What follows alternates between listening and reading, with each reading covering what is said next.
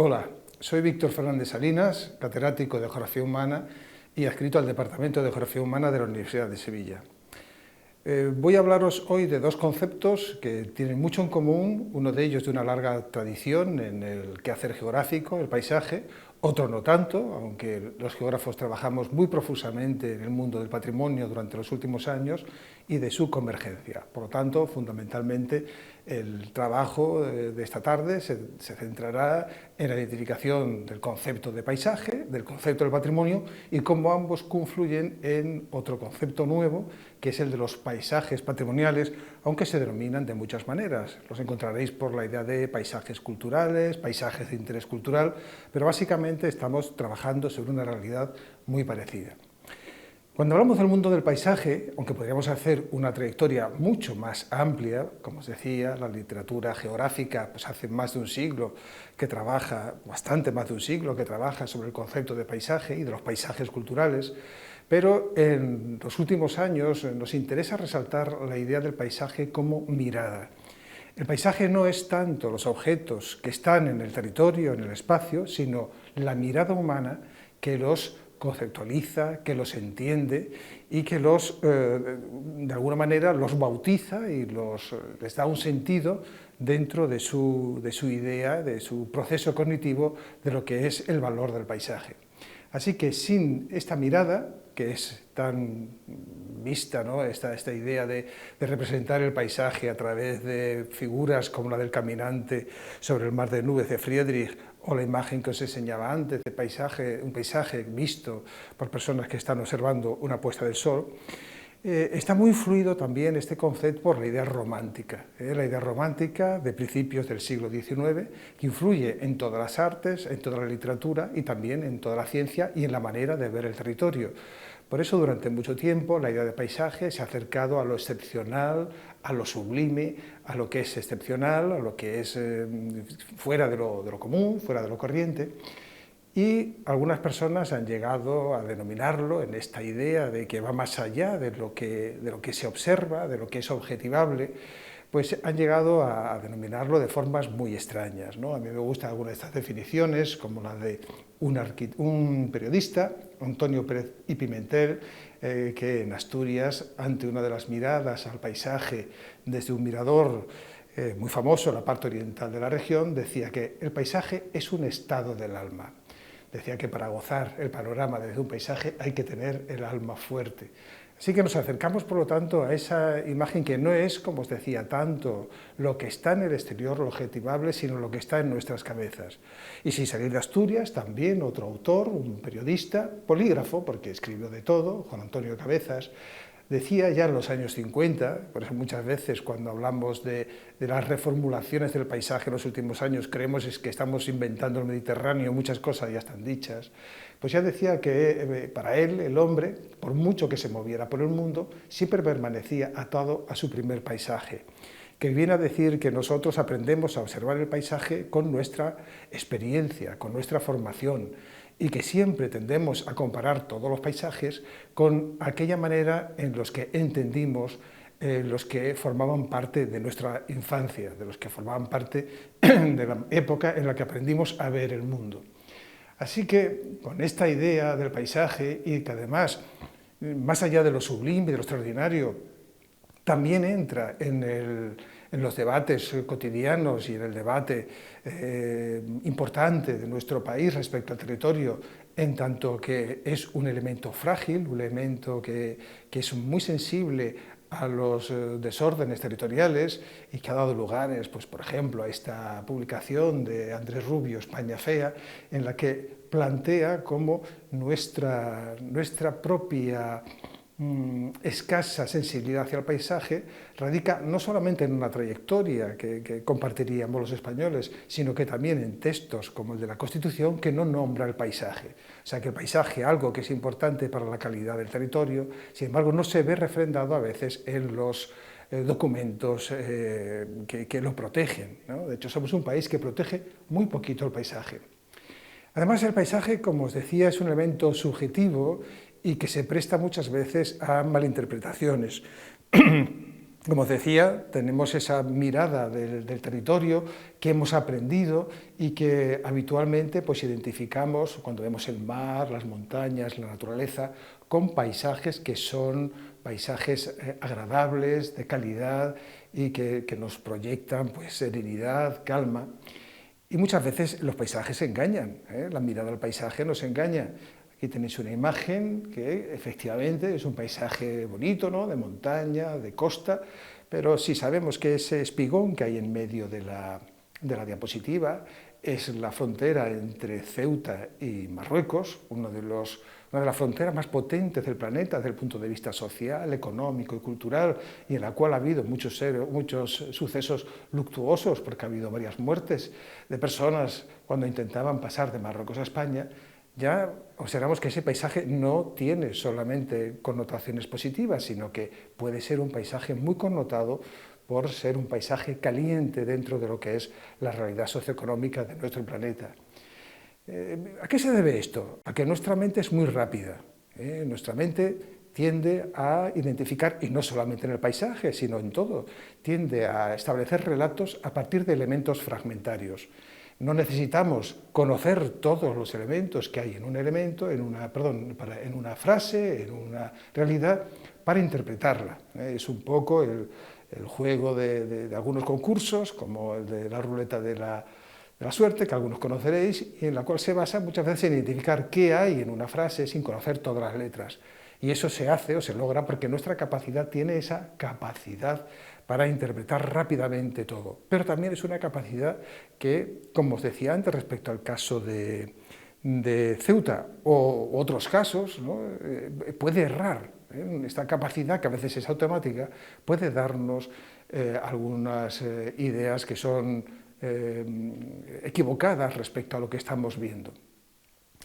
Otro aspecto que me gustaría señalar cuando estamos hablando de paisajes es que, pese a que la metodología del trabajo sobre el paisaje es amplísima y hay una bibliografía también creciente durante los últimos años, pero para la doctora Silva y para mí mismo nos resulta muy adecuado plantear esta idea de la infraestructura del paisaje, aquellos elementos que van cambiando lentamente, que son objetivos y que normalmente son los elementos naturales, las montañas, los ríos.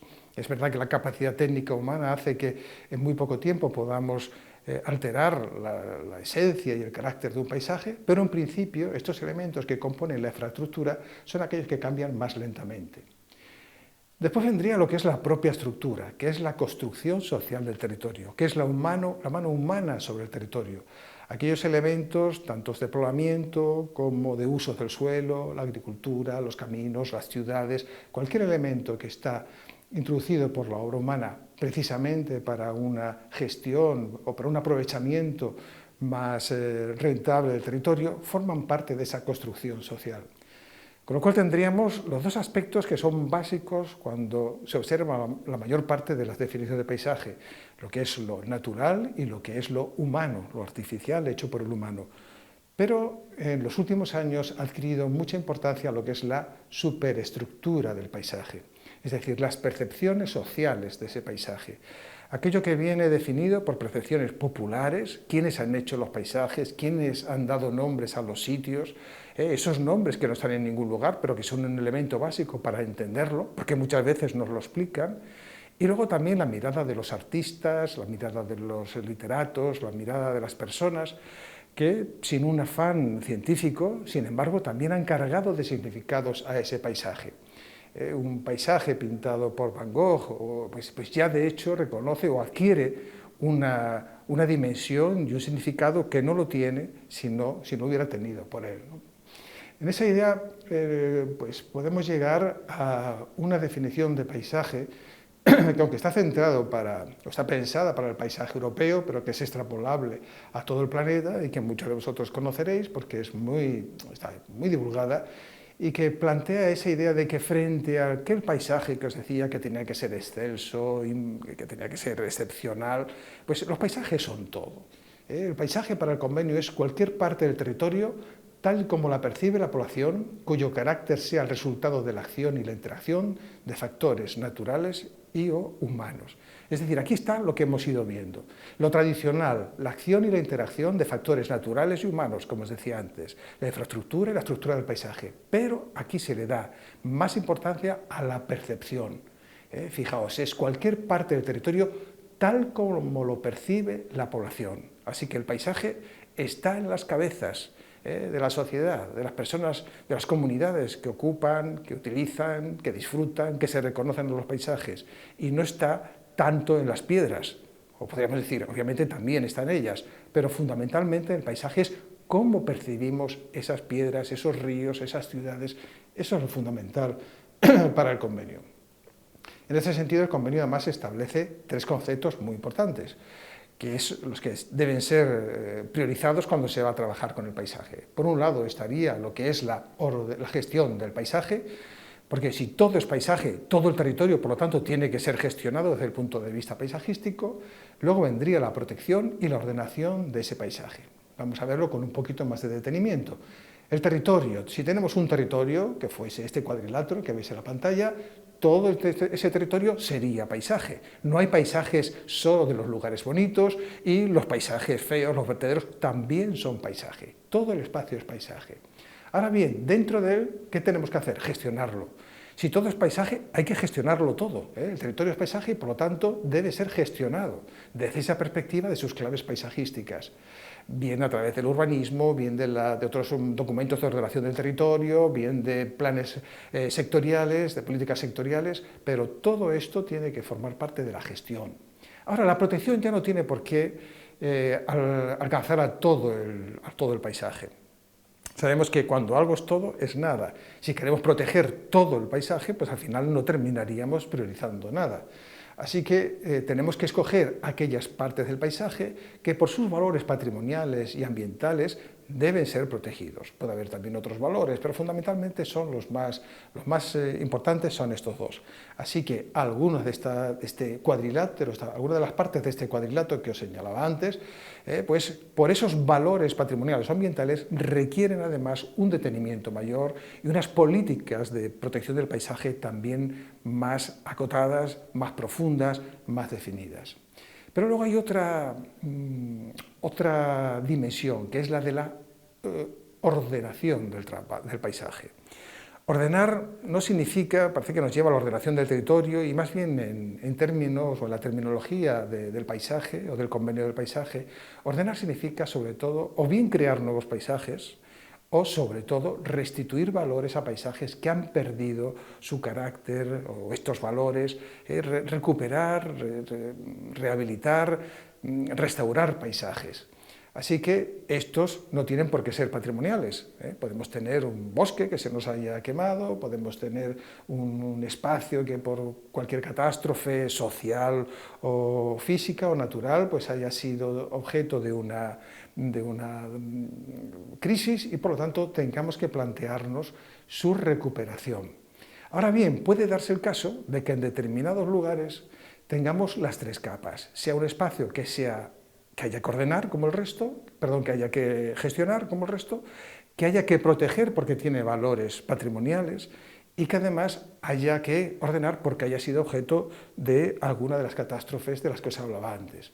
Así tendríamos como ejemplo pues, un territorio como este que veríamos desde Ronda, un territorio en el que observamos pues, tanto elementos naturales como elementos construidos. Nos faltarían, por supuesto, los elementos que connotan a este paisaje, ¿no? Nos faltaría pues, la mirada de poetas como Rilke o de Hemingway o de otras personas que lo han mirado y lo han visto y también le han dado valores. Pero aquí ya estaríamos observando esa complejidad de aspectos que hay en el paisaje, pero que no todos tienen por qué ser protegidos, ¿no? En las mismas cercanías de Ronda podríamos encontrarnos determinados lugares donde se encuentran los pisapares que por sus características excepcionales, ¿no? De una especie amenazada, una especie relicta y que requiere no solamente una declaración de protección, sino además en el caso de que haya un incendio o de que se produzca una enfermedad, como muchas veces está pasando en estos pisapares, pues se necesiten políticas específicas para recuperarlos.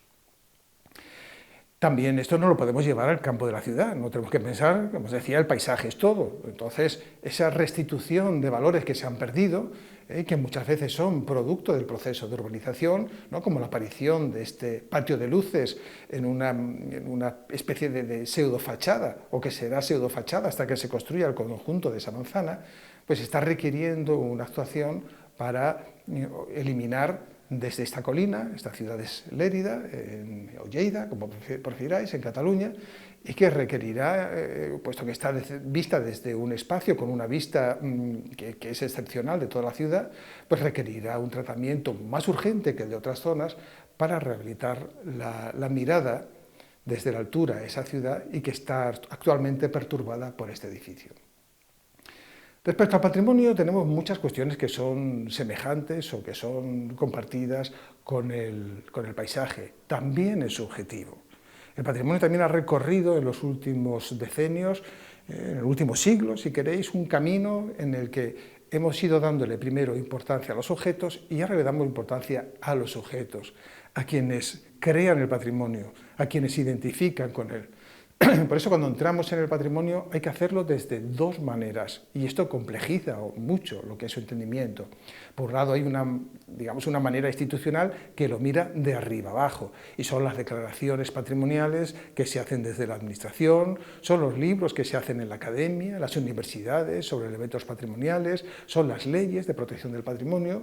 Así que eso es una mirada importante y que reconoce una serie de valores humanos, científicos, etcétera, al patrimonio. Pero al mismo tiempo, si el patrimonio es sobre todo algo en el que nos reconocemos y nos identificamos, pues lo que tenemos que hacer es un recorrido en sentido contrario.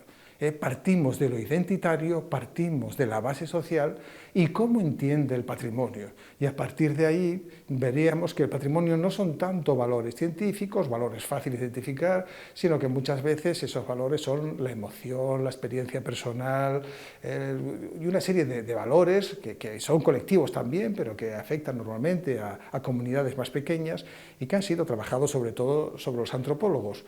Pero es fundamental que cuando trabajamos con el patrimonio de un determinado territorio tengamos esta doble visión, la que es el patrimonio institucional y, como os decía, el patrimonio que es de la base social, el patrimonio identitario, dado que el patrimonio existe en tanto que nosotros nos reconocemos en él. El problema de la España vaciada no es solo el problema ambiental, el problema del despoblamiento, el problema de la infrautilización de una serie de recursos, sino también que nos falten las personas que se identifican con esos territorios, las personas que los entienden porque han nacido en ellos, porque sus antepasados le fueron transmitiendo de forma oral valores sobre esos territorios.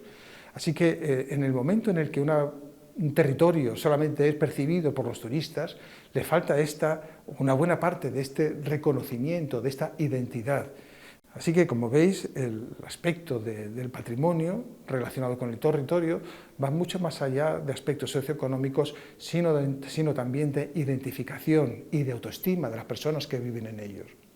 Por eso, una definición que plantee la unión de estas dos miradas que van de arriba abajo y de abajo arriba, podría ir en el sentido de que el patrimonio se define como el valor identitario o institucional que se le asigna a cualquier elemento, tangible o intangible, presente en los territorios o en la mente de sus pobladores. Y como veis, se habla de valor, es un valor identitario o institucional. Así que, de hecho, lo que estamos planteando es que todo el patrimonio es inmaterial, porque lo que nos interesa del patrimonio es los valores que le asignamos como sociedad a esos elementos. Están claros en la Catedral de Burgos o en la Catedral de Sevilla o en el conjunto histórico de Cádiz, pero no siempre están tan claros en zonas donde lo que predomina es el patrimonio inmaterial o intangible, en el que además nosotros como geógrafos solemos tener más oscilaciones, ¿no? Más dudas y precisamos, por supuesto, de la colaboración, sobre todo de antropólogos, para plantear el desarrollo o mejor dicho, lo que es la identificación de los valores que tienen esos territorios. Porque, como os digo, el patrimonio puede estar en las mentes de los pobladores, puede estar en la mente de las personas y ni siquiera concretarse en el territorio. Pensad, por ejemplo, en el silbo canario. El silbo canario, que está además en la lista del patrimonio cultural inmaterial de la humanidad, o sea que tiene el reconocimiento más alto que se puede dar desde el punto de vista patrimonial en el planeta, porque es el de la UNESCO, ¿no? Que desde el punto de vista internacional no hay otro mayor, y sin embargo no está en el territorio. Es una práctica que se hace pues, con la lengua y con los labios, fundamentalmente, y que pues, sí es un signo de identidad clarísimo, pero fundamentalmente es algo que no se ve, no tiene una sensibilidad que permita objetivarlo en el paisaje, en el territorio. Así que la materialidad, como veis, es mucho o poco importante en el patrimonio. Lo es mucho en la Catedral de Burgos, no lo es tanto en el Silbo Canario o en la Semana Santa de Sevilla, por poner un ejemplo. Pero la espacialidad sí. Y aquí sí tenemos mucho que decir los geógrafos. La espacialidad es importante. No es lo mismo una expresión cultural en un lugar que en otro. Para empezar, porque el patrimonio inmueble debe, ya lo decía la Carta de Venecia en el año 64, debe permanecer en el lugar en el que fue erigido. Pero además de eso, es que pensad que la virtualidad del silbo canario tiene sentido en la isla de La Gomera, pero tiene muy poco sentido en la Gran Vía de Madrid. O yo qué sé, pues el carnaval de Río tiene mucho sentido en Río, pero a lo mejor en Zamora el mismo carnaval no tendría mucho sentido, ni la Semana Santa de Zamora tendría mucho sentido en Río de Janeiro. Por lo tanto, la materialidad no es tan importante, el hecho de que podamos tocarlo o no. Hay valores más importantes, que son ese reconocimiento. Ahora, el espacio siempre, el lugar con el que asociamos un determinado elemento patrimonial, está claro que es un elemento que lo determina también, y para lo cual nosotros tenemos un campo de trabajo importante. Además, siempre me gusta hablar de los tres pilares que legitiman socialmente el patrimonio en los inicios de este tercer milenio, que es la autenticidad. Sin autenticidad no hay patrimonio, nadie quiere las copias no sirven para nada, nadie quiere algo que sepa que no es auténtico, y en el mundo del patrimonio menos. El patrimonio es un mundo interesante para la defensa de lo público, ¿no? En un ámbito, en un contexto como el actual, en el que lo público muchas veces está en entredicho, y en el que lo privado pone siempre el fiel de la balanza. Es importante tener al patrimonio como una trinchera desde el que defender lo público. Y además es un factor de desarrollo. Nosotros estamos hablando del patrimonio no como algo fósil, no como algo que haya que meter en formol, sino que lo que hay que hacer es gestionarlo de forma adecuada para que no pierda sus valores, pero por supuesto pertenece a una comunidad, y que sea un resultado, que a partir de él se obtengan resultados de desarrollo, no solo económico, también social, también cultural, es perfectamente legítimo para esa sociedad que los posee. Así que finalmente confluimos. Por un lado hemos empezado hablando de los paisajes, después del patrimonio, pero además hay paisajes patrimoniales. Como os decía, hay varias maneras de referirse a ellos. La UNESCO tiene una definición, pero que se ha quedado ya pues, bastante obsoleta, como buena parte de los documentos de la UNESCO, aunque esta es del año 92, tampoco es que no tiene más de 31 años, ¿no? Tiene 31 años, pero veréis que para ella son lugares que combinan el trabajo de la naturaleza y el ser humano. Hasta ahora eso ya lo hemos visto, sabemos que es una de las claves con las que siempre se plantea el paisaje. Pero para que sea cultural tienen que ser ilustrativos de la evolución de la sociedad humana y del uso del espacio a lo largo del tiempo, bajo la influencia de limitaciones físicas o oportunidades presentadas por el medio natural y de sucesivas fuerzas sociales, económicas y culturales, tanto externas como internas. Bueno, como veis, estas definiciones de la UNESCO, que son siempre difíciles, complejas, y que quieren decir tantas cosas que al final dicen nada o casi nada, y además a esta le falta la de la percepción. Hablar de paisajes en general y de paisajes culturales en particular, sin tener en cuenta la percepción, como os planteaba antes, pues es ceñirnos simplemente a lo que es la infraestructura y la estructura del paisaje. Pero dejamos de lado esa percepción, que es la que de alguna manera legitima esa base social. La percepción que es la que realmente nos permite conocer cómo una comunidad entiende su paisaje, y especialmente los paisajes patrimoniales. Así que, para daros alguna información, alguna definición un poquito más adecuada a lo que os vengo diciendo, los paisajes patrimoniales serían o bien aquellos que proporcionan identidad a las poblaciones, poniéndolo por delante, y cuya valoración es lógicamente local. Cuando alguien se identifica con un paisaje, pues son normalmente las poblaciones locales los que lo hacen con una mayor profusión, con un mayor entendimiento de ese paisaje, o bien aquellos otros paisajes que poseen un reconocimiento institucional, que por lo general trasciende lo local y les asigna valores de rango regional, nacional o internacional, y que sería la línea de los paisajes culturales de la UNESCO. Para identificar los paisajes culturales no es una labor fácil. Veis que estamos trabajando con campos muy resbaladizos. Todos son objetivables, pero al mismo tiempo dependen de la subjetividad, tanto el paisaje como el patrimonio. Por lo tanto, los paisajes patrimoniales es como ampliar, ¿no?, esa indefinición, esa dificultad a la hora de objetivar o de plantear los valores de un determinado espacio. Y para eso nos valeremos fundamentalmente de los vectores de patrimonialización que hemos trabajado. Bueno, en la diapositiva no se observa bien, pero hemos trabajado, sobre todo la profesora Rocío Silva Pérez y yo mismo. Y estos vectores de patrimonialización son elementos de interés. ¿Por qué? Pues porque en el paisaje hay los paisajes culturales, en los que tienen esa dimensión cultural, patrimonial, hay elementos que son patrimoniales, pero también otros que no lo son. Conviven ambos.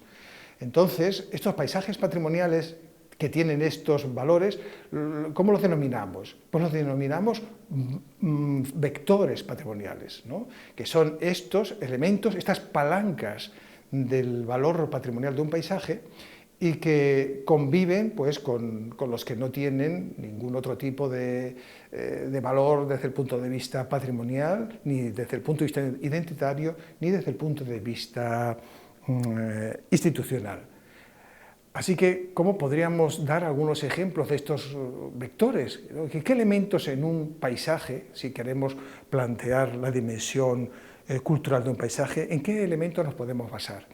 Pues claro, ya tendríamos que cribar a aquellos que tienen esa dimensión patrimonial, es decir, que de alguna manera son importantes para las poblaciones que viven en esos ámbitos o tienen un reconocimiento como bien de interés cultural o cualquier otro, o alguno que esté incluso en los planes generales de ordenación urbanística, y que nosotros como geógrafos pues, podemos trabajar de una forma pues, diferenciada, ¿no?, planteando aquellos que tienen lo digo por plantear como una especie de ejercicio, ¿no?, en el territorio, ¿no?, aquellos que tienen un carácter puntual, que pueden ser monumentos naturales, yacimientos arqueológicos, castillos y fortalezas, ermitas, cortijos, etc. Otros con una proyección que es lineal, los bosques galería, vías históricas, pues, sistemas de conducción de agua, a pesar de los acueductos, en los sistemas de regadío tradicionales, en los muros de piedra. Y luego también lo que son las áreas, ¿no?, que nos lleva a la idea pues, ya de espacios más amplios, como dehesas y bosques con valores patrimoniales. No tienen por qué estar todos los bosques, sino aquellos que, como os decía, o son identitarios o tienen reconocimiento institucional. También entrarían aquí determinados entramados urbanos, sobre todo los conjuntos históricos, algunos complejos industriales que han adquirido valor patrimonial, etc. Y también pues, zonas de huertas, regadíos patrimoniales, por daros algún tipo de ejemplo de todos ellos. Amén de estos tres elementos que son de fácil proyección cartográfica y que no requieren tampoco mucho problema para cualquier persona que esté avezada con el mundo de la cartografía, estaría el de los vectores patrimoniales, ¿no? Estos vectores son realmente fáciles, pero los inmateriales no tanto. Romerías, fiestas populares, cantos y oficios, las fiestas tradicionales, las lenguas, las jergas, que no siempre es fácil adscribir a lugares. Siempre es verdad que una romería suele ir asignada o adscrita a determinados lugares, ¿no? La tecnología, las artesanías, los que son los trabajos tradicionales suelen también adscribirse a determinados lugares donde son más abundantes determinados talleres. O sea que podemos hacer un esfuerzo, pero no es tan sencillo como en los casos anteriores. Pero de todo esto nos sale un mapa del territorio en el que identificamos esos vectores. Los vectores que, como os decía, es un recurso importante y que nos permiten plantear esa dimensión patrimonial de un determinado territorio. Aquí os traigo ya, para ir terminando, una imagen de un espacio que, como veis, muy transformado, ¿no? De repente, si os digo que esto es Moguer, pues ya entonces estamos ante un paisaje que claramente está muy connotado por la figura de Juan Ramón Jiménez, que además no es una figura solo local, regional o nacional, sino que ha tenido una trayectoria y una expresión internacional, no solamente por haber sido premio Nobel, sino porque muchísima gente en Hispanoamérica, en España, ha aprendido a hablar con Platero y yo. Y aquí tenéis, lo digo porque si vais a Moguer, siempre Juan Ramón Jiménez lo está connotando todo, es como si nos fuera acompañando. No solamente son las plaquitas que hay por el pueblo, sino que su imagen, aunque no lo vemos, nos está acompañando. Entonces, si observamos el conjunto de Moguer, nos vamos un poquito a la periferia y aquí aparece Fuentepiña. Fuentepiña es el lugar de la familia de Juan Ramón Jiménez, donde pasaba algunos veranos, donde escribió parte de Platero y yo, y donde además está un pino en el centro de ese círculo o óvalo que tenéis en la imagen, el pino grande, que es la literaria tumba de Platero, porque como sabéis Platero en sí no existió nunca, sino que es como una mezcla de varios burros que tuvo la familia y que luego fueron pues, refundidos en este personaje de tanta proyección para la cultura andaluza y española. Porque como veis, este espacio de Fuentepiña que tiene tanta dimensión patrimonial y que es un vector patrimonial del paisaje cultural de Moguer y de todo este ámbito, pues está ahí, ¿no?, metido entre los cultivos de bajo plástico, en un mal entendimiento del territorio, ¿no? Si un plan general tiene en cuenta las características del paisaje y cuáles son los vectores de patrimonialización de ese paisaje, el resultado seguro que es no solamente un paisaje más agradable y más justo con la memoria de ese lugar, sino que además es un recurso también para el pueblo de Moguer, porque podrá compartirlo con propios y con extraños como un elemento que seguro que es interesante para tantas personas que se reconocen en la memoria de Juan Ramón Jiménez. Y bueno, hasta aquí os traigo en esta aproximación de paisaje y patrimonio, que se concreta en los paisajes patrimoniales, que como veis es muy sugerente, es muy complicado, pero es un campo sin duda apasionante y al que os conmino a que os acerquéis, porque seguro que alguno de vosotros y vosotras encontraréis trabajos y encontraréis posibilidades de ampliar vuestra formación y sobre todo un mejor conocimiento del territorio y de sus recursos.